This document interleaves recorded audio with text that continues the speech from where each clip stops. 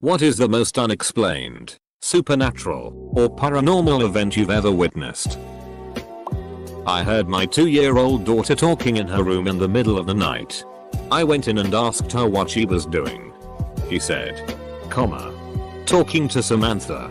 She's on the ceiling. My wife had miscarried a few months prior. It was a girl. We were going to name her Samantha.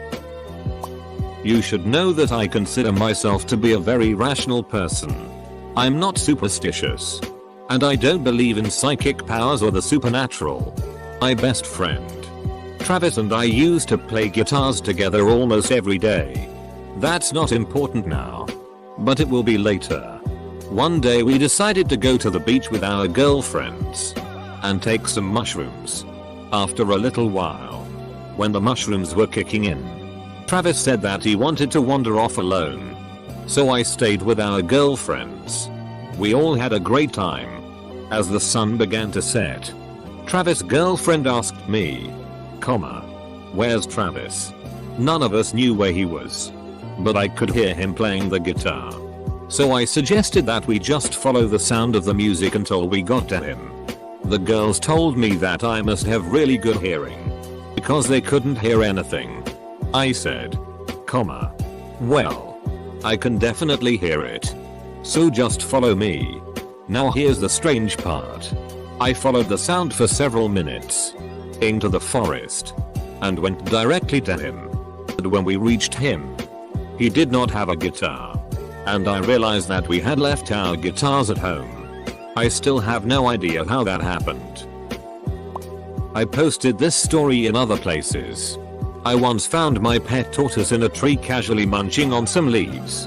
All the evidence surrounding the story is conflicting and doesn't give us any answers. Edit. The tortoise's name is Speedy, not Tiddles. And she is way too heavy for even a pair of bald eagles to pick her up. I was very anxious in the 24 hours prior to my brother's death. And there was no reason I should have felt that way. Dude, I have a similar story.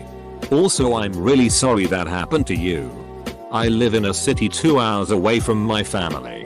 My grandma, dad's mum, was in hospital dying of bowel cancer. I didn't know how bad it was in terms how exactly long she had. I woke up at the exact time she died, 2 AM, with the worst pain I have ever felt in my life radiating from my stomach.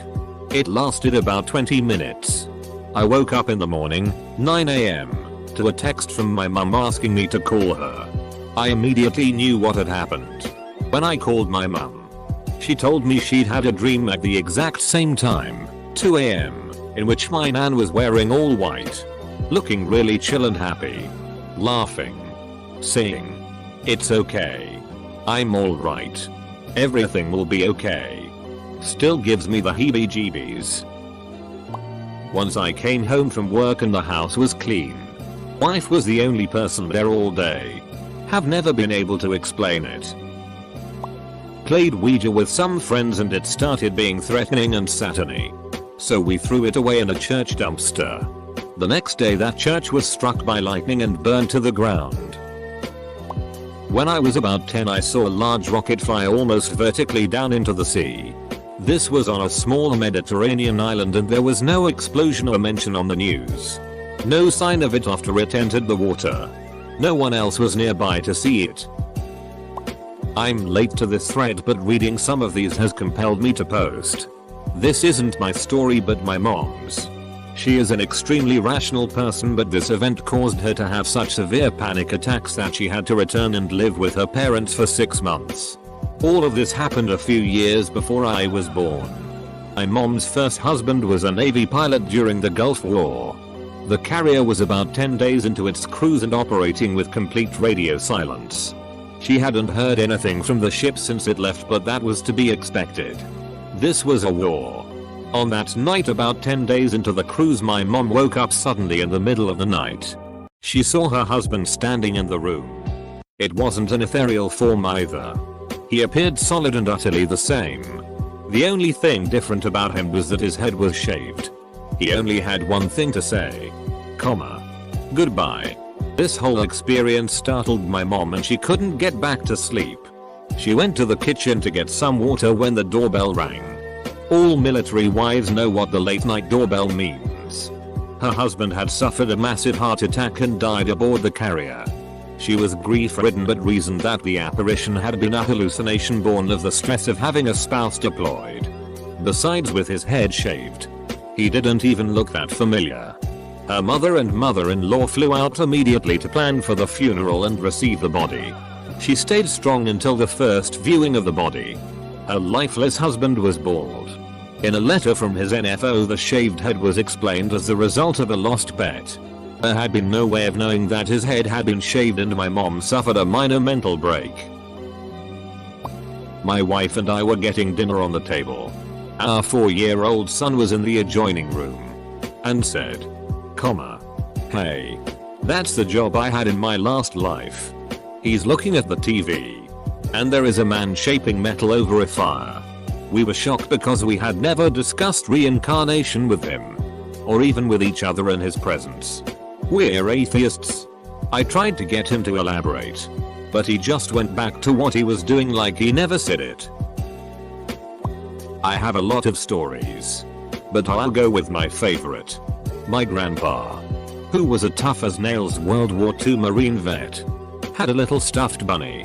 He kept it out in the open, and when he would walk past it and thought no one was looking, he would pet it. Big old tough guy petting a little stuffed bunny in adorable secrecy. It was an ongoing family joke. Anyways, he committed suicide and we all went to the house to deal with the police and Demi and everything. We stayed in the house that night and it had an overall creepy vibe because of what had happened. We were all naturally upset and struggling and doing dumb things to try to make ourselves laugh to try to deal with it. And we realized the bunny has been moving. Like it would be on the dining table and then we would see it in the den an hour later.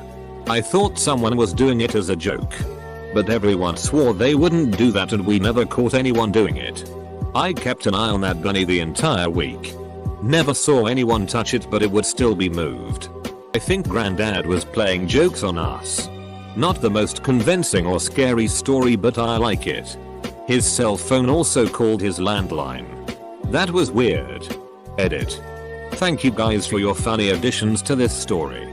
Grandpa is in Valhalla with the bunny and the bunny might have actually killed him, or the bunny had clues to treasures, or I stole the bunny myself. Close bracket. You guys always know how to lighten these things up. I love it. Me and some of my buddies were smoking hash. Around 3 AM. We decided to play Bloody Mary. 2 of my buddies and I went and nothing happened. Then Ali went in, said Bloody Mary 3 times and came back unscathed. While he was grinning about the fact that we're such fools to believe something would happen, his nose began to bleed. When he realized that, he got into semi-shock and just sat in one place, shivering like it was -30 degrees. The rest of us just went numb and sat there trying to contemplate what the frick just happened. No one slept that night. Was spending the night at a friend's house as a kid, around 12-13. Parents weren't home, so we decided to go out, do some ding-dong ditching, get into some young angsty debauchery. We get home, and it's around 1 or 2 in the morning. Cue a ringing of the doorbell. Naturally we think it's the cops or a pissed off neighbor. My friend had a small window that looked out onto the front porch that you couldn't really see into from outside. So we took a peek at who was calling at such a late hour. Standing at the door was an old woman in a dress and a young boy in a weird newsy outfit. Both were dressed extra melly out of period, as this was the 90s. And my friend had never seen either in the neighborhood before. We duck because we're a bit freaked. Look again no less than 10 seconds later and they're both gone. Nobody on the street walking away. No cars driving away. They were just gone without a trace. We did not sleep well. Somewhere out in the mountains near Mammoth, CA. As a kid, my dad, myself, and a few family friends were out gazing at the stars. Being as I was from LA, I think it was the first time I'd ever seen the stars without light pollution. So I was fascinated. I pointed out to a cluster of 3 stars and said, "Hey look, it's Orion's belt." My father corrected me and showed me that Orion's belt was elsewhere. So I asked, well, what constellation is that then? And pointed back to the one from before. He conceded that it did look very similar to Orion's belt, but that he couldn't tell what it actually was. A little while later, what appeared to be the middle star of the three started moving. Quickly. Asterisk. It zigzagged through the sky for several seconds, before its brightness intensified, and then just like that it disappeared. To this day the only thing I can think of that it could possibly be was some kind of experimental drone. But this was in the early 90s. And I'm not sure drones existed back then. And if it was a drone, it must have been a damned advanced one, because it stood still for long enough that myself and several adults nearby all thought it was a star. Anyway. Kinda boring story I guess, but that's the only thing I've ever seen in my life that I really can't explain scientifically. My mom passed when I was 7. Flash forward to middle school. We were at this band clinic thing at my mom's old high school. Each school prepared their own piece with their bands. And then we all got the same piece to do together, if that makes sense. Anyways. We were waiting around to get back on stage to play with everyone and were just chatting away as a group. I looked over and at the back of the room was a woman who looked identical to my mom. Same red hair. Glasses. Height. Everything. I caught her looking at me a few times and smiling at me. Turned to tell some friends about it, and by the time I looked back, she was gone and I didn't see her after that. Also, I graduated with a French award from high school. I did my walk across the stage. Obligatory photo with my department head, who I'm close with, looking out at the crowd. 3 rows behind my dad. Stepmom and aunt I saw the same lady from before. Super eerie but also kinda nice. I lived in a haunted house with 3 roommates. They lived there for a couple of weeks before I did and swore up and down that a young woman was haunting the house.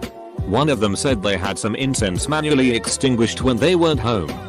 Another one said they were feeling around in the dark looking for a light switch and felt the hair on the top of someone's head. Someone that wasn't there when the light came on. I, being a good and proper atheist and knowing my roommates were kinda potheads, thought it was all bollocks and that they were paranoid. A month or so after I moved in, I was laying in bed when I heard a girl crying in the hallway.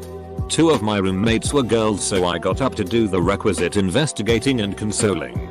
I opened my door to see who it was, only to discover that I was the only person home at that time. I'm still not a major believer in the supernatural, but I won't rule anything out now. Making toast late one night facing the kitchen bench eating for a good 5-10 mins. Cleaned up and turned around and every single cupboard door and cutlery drawer were open. They were all closed when I went into the kitchen. And there was no way anyone could have snuck in and done it because I was home alone. I also didn't hear them open in the time I was there. Scared the shit out of me, so I froze. Let it register for a few seconds. Then calmly closed everything and went back to my room to hide until daylight. One of a few weird things to happen growing up. Not me, but my stepfather's best friend, call him Jim, has supposedly been experiencing paranormal activity since he was a teenager. He's a court reporter. Stepdad was a speechwriter. Very skeptical and stoic guys. There were countless stories. They got on an elevator full of people in downtown Atlanta. Stopped at a floor that was all kinds of wrong. 1940s decor. Abandoned. Dusty. Then the elevator went back down and opened on the opposite side of the building. Jim's dog died. A week later the stereo turned on by itself and started playing a song Jim loved to play for his pet.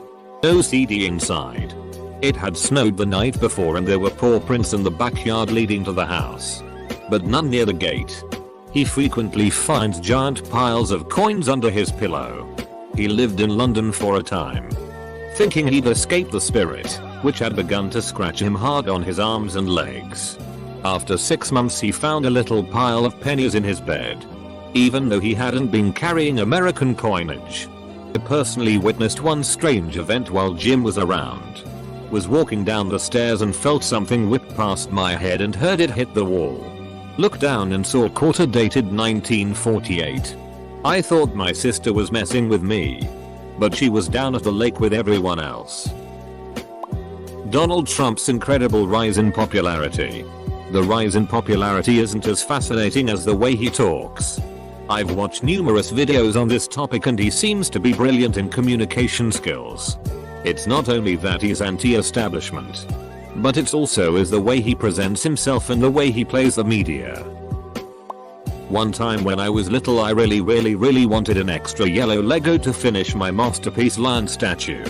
And the next day I found exactly one yellow Lego in the exact size that I needed to finish it. If that doesn't prove the existence of God, I don't know what does. My husband talks about stuff like this happening to him all the time. He calls it manifesting.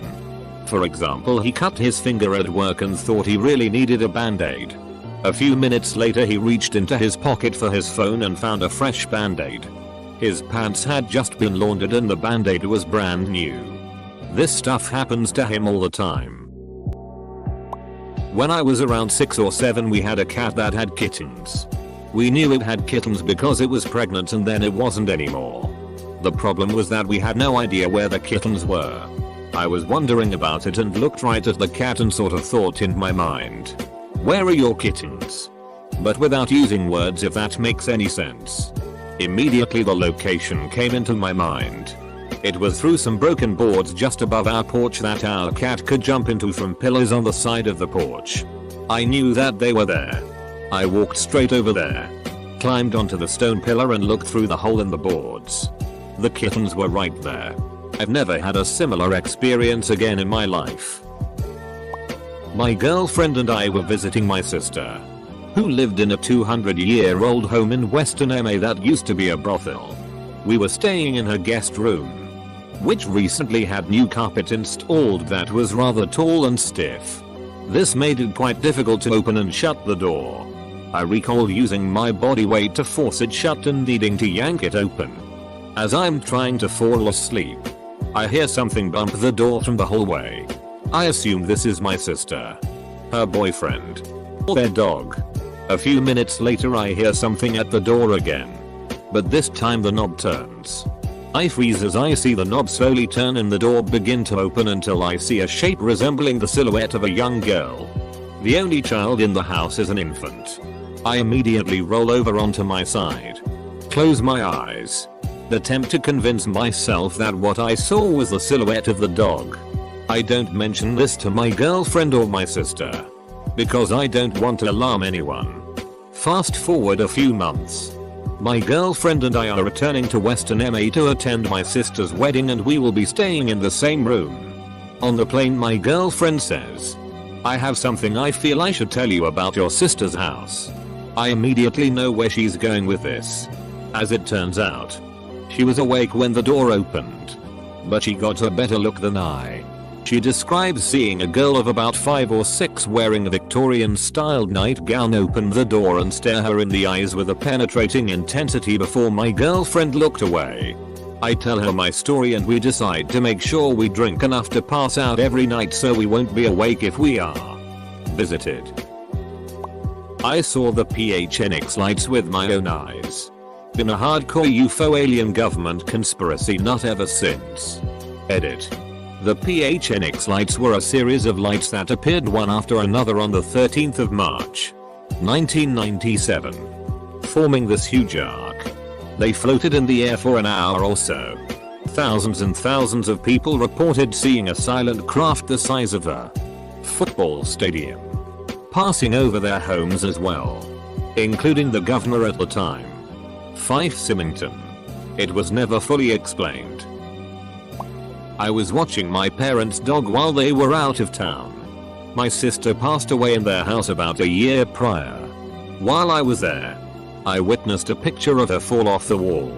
And I discovered that every picture of her in the house had fallen off the wall, seemingly at the same time.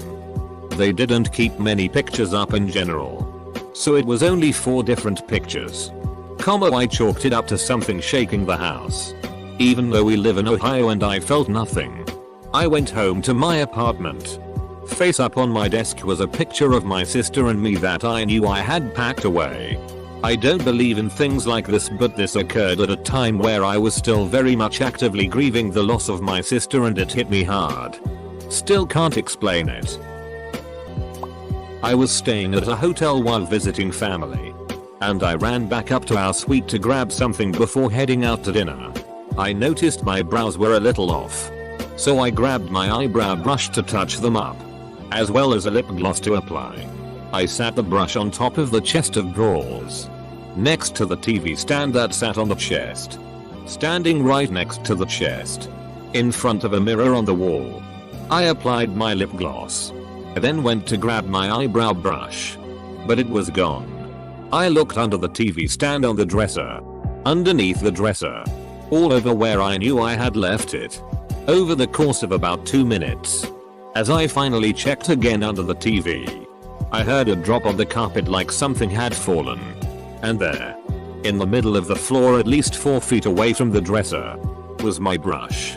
No idea how it got there or how I heard it drop as I was looking for it. Several seconds after I noticed it was missing from where I put it. There's no way it would have ended up in that spot from where I set it. And I heard it drop after I saw it was gone from where I put it. This seems like a dumb story, but I slept with the lights on regardless. So much paranormal shit happened to me when I was a kid. One that has always stuck was when I was about 3 or 4 years old. Back then I used to randomly wake up in the middle of the night really often for no known reason.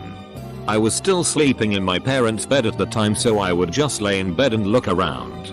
I swear, every freaking time I'd look at the doorway to the living room, I would see 2 really tall figures standing there. They looked like the old farm couple in that one painting, except they had hollow eyes and they were thinner. They never really didn't do anything but stare back at me at first. One night was especially weird. I woke up as usual and saw them standing there in front of the doorway again. Only this time something felt a bit more off than usual. The ceiling fan was on high and the blades were going so fast that the entire fixture was moving back and forth. I look back at the figures and they have some really dark, creepy grins on their faces. I got scared and buried myself in the blankets, hoping they'd go away. Then all I heard was the ceiling fan spinning even faster. Somehow, the beads at the end of the switches were tapping against the glass light cover furiously. I peeked up out of my covers and the 2 figures were right next to the bed, standing right over me with their ugly smiles. I screamed bloody murder and the glass cover on the light came off and shattered on the ground. My dad jumped out of bed immediately and turned on the light to see what happened. But the 2 figures were gone already. I was crying hysterically and took my mom a long time to calm me down. So much other stuff went on while I lived there. That was the worst house I ever lived in. I was having a horrible dream of being stabbed by the beaks of small tiny dinosaurs. They were foaming at the mouth and had an insatiable hunger for my blood. I woke up in a fevered sweat contemplating how utterly real the experience was. I could still feel the aching pain in my back. Whoa. What a freaking close one that was. I thought. I shifted in my bed to try and find that colder fresh piece of blanket that wasn't covered in my body warmth and sweat. In doing so revealing one mighty breaded chicken wing prodding into back. It is true what they say. One ought not to indulge in the kernel late at night. When I was young, probably around 8-10, I caught chickenpox. I woke up in the middle of the night one night and called for my mom. Because little kids can't do shit for themselves when they're sick. A woman came into my bedroom and sat on my bed and stroked my hair until I fell asleep. For whatever reason, I thought it was my grandmother, but she was dressed funny. When I woke up the next morning, I went downstairs for breakfast and asked where my grandma was. And, naturally, my mom told me that she was at her house. Like she always was. I told my mom she'd been in my room the night before. And my mom laughed and said that I'd just been dreaming. However, my aunt, who tended to believe that sort of thing more, was babysitting me that day. The upside to chickenpox meant there was no school for me, and I told her the story. She asked me to describe the weird outfit. And it was a nurse's outfit from the 50s, early 60s. My family knew the previous owners of the house. The wife was a nurse in the 50s and had died a few months previously. Can I say with 100% certainty that I had an encounter with a spirit? No. But it's certainly a spooky coincidence. Kinda late here. But anyway. When I was about 12, I had a very vivid dream that I was at the funeral of a young child. But no one could see me. At some point in the dream, I figured out that the dead child was my older sibling. As far as I knew at the time, I was the eldest.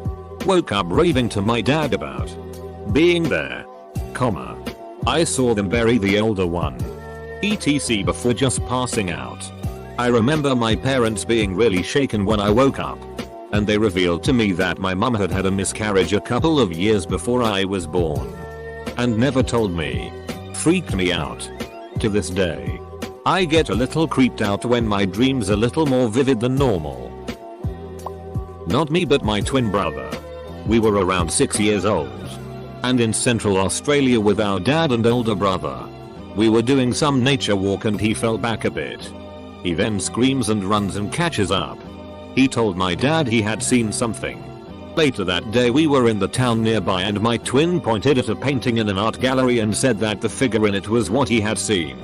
My dad went into the gallery and asked the person at the counter what the figure in the painting was. And they said it is an aboriginal spirit that takes children who wander too far from the camp or family. Was sitting up in bed meditating one mid-morning, and the paper ball lampshade crumpled on one side as I looked at it. Just one side caved in as if someone had driven a fist slowly into it. Wires bent inwards. Light was off. Totally inexplicable. Once when I was about 13 I was home alone when I heard a rattling coming from my dad's room upstairs. I went up there to see what it was and saw my dad's computer chair spinning to a slow halt. As if it had been spinning rapidly up to the point I had ventured up there. We lived in a 100-year-old house. And I often justify it as maybe a rat jumped on it and started the spinning or something. But the noise was loud enough for me to notice with the television on a fairly loud volume. Well, Monday I started to worry about my grandpa. The moment of worry passed, and I went about my day. Later on I posted an article about automated lawn mowers, saying that my grandpa would love this, since taking care of his yard was his hobby. Literally right after I hit share, my dad calls me. We all know this feeling. It's that drop in your stomach when you know something terrible has happened. Or it's about to. A feeling that your world has changed and there's nothing you can do. Anyways, he tells me that my grandpa was rushed to the hospital with a bladder infection followed by several heart attacks. But he's still alive. I didn't think anything about worrying earlier. At least until I woke up the next morning. My dream that night was what made it click in my head, I guess. In the dream I was sitting in my grandpa's shed watching something. And he sits down next to me. Without any pretense he starts talking. The next few weeks are gonna be hard. And they will test you. Don't worry about me. In a few hours I won't have any use for it. We ended up spending what seemed like hours talking about a lot of personal things. Things I honestly didn't know or didn't remember about my grandpa. Most of which my dad and his brother have confirmed to be true. Although a little exaggerated apparently. Grandpa didn't die until around noon on Tuesday. Pretty much just a few hours, 3-hour time difference, after my dream. I'm not religious. Nor will I be. But for frick's sake. What the frick? I know the subconscious mind can do things like this. But some of the details he told me about his life are things I wasn't there for. Or even alive for.